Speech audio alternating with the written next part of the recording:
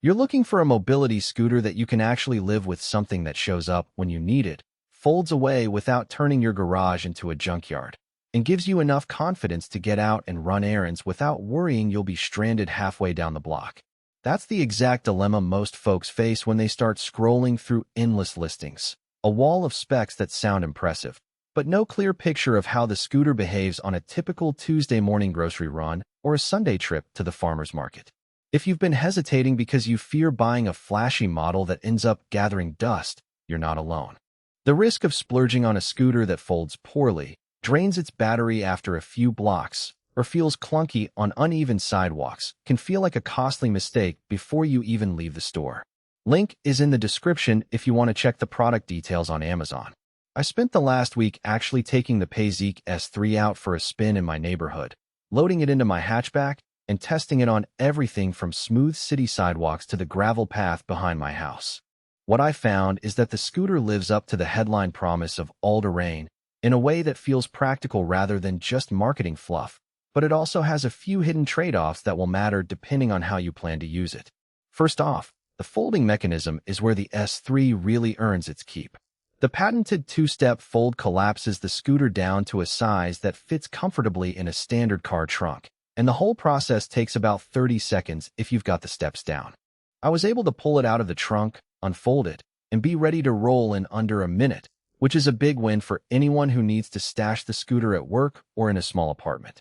The only downside here is that the folding hinges feel a little stiff the first few times you use them, so you'll want to give the scooter a couple of practice folds before relying on it for a tight deadline. After that, the joints stay snug and don't wobble, which is crucial for safety on uneven terrain. Battery life is another area where the S3 stands out. The 37-volt, 12-amp-hour detachable pack claims up to 25 miles per charge, and in my real-world testing that figure held up fairly well. I did a round trip of about 20 miles that included a stop at a grocery store, a short detour onto a park trail, and a few minutes of idling while I waited for a friend. The battery indicator dropped to about 20% by the time I turned the scooter back toward my driveway, leaving a comfortable margin before I'd need to recharge. What's practical about the detachable design is that you can bring the battery indoors to charge while the scooter stays stored outside, which is a nice workaround for those who don't have a garage outlet. Speed and motor performance are often where the rubber meets the road, literally. The S3 is capped at 6.2 miles per hour, which isn't a racing bike, but it's more than enough for most residential streets and pedestrian pathways. The 250-watt brushless motor feels surprisingly smooth when you accelerate, thanks to the AI auto-speed control that subtly throttles the power based on the slope and load.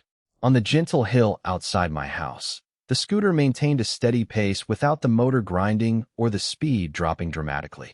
That said, if you're hoping for a scooter that can tackle steep inclines, say, a 10% grade you might find in a hilly suburb, the motor will start to feel taxed, and the range will shrink noticeably. So if your daily routes involve steep hills, you might want to look at a higher power model. Safety features are baked in, but they're the kind you notice only when they work. The AI voice alerts give you a gentle heads-up when you're approaching the maximum speed or when the battery is low, which can be a lifesaver if you're distracted by traffic or a conversation. The scooter also carries FDA clearance, which isn't a badge you see on every mobility device, and it translates to a level of electrical safety and compliance that reassures me when I'm using it around kids or pets. The only practical weakness here is that the voice alerts can be a bit loud on a quiet street, so you might need to adjust the volume if you prefer a more subtle cue. Now, who should actually consider the S3? If you're a retiree or someone with limited mobility who lives in a suburban area, needs a reliable ride for errands, and values a scooter that can slip into the trunk of a mid-size car, the S3 checks all the boxes.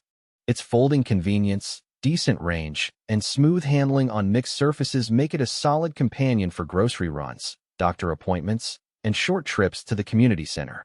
It also suits caregivers who need a portable solution to move a loved one around a large garden or a senior living.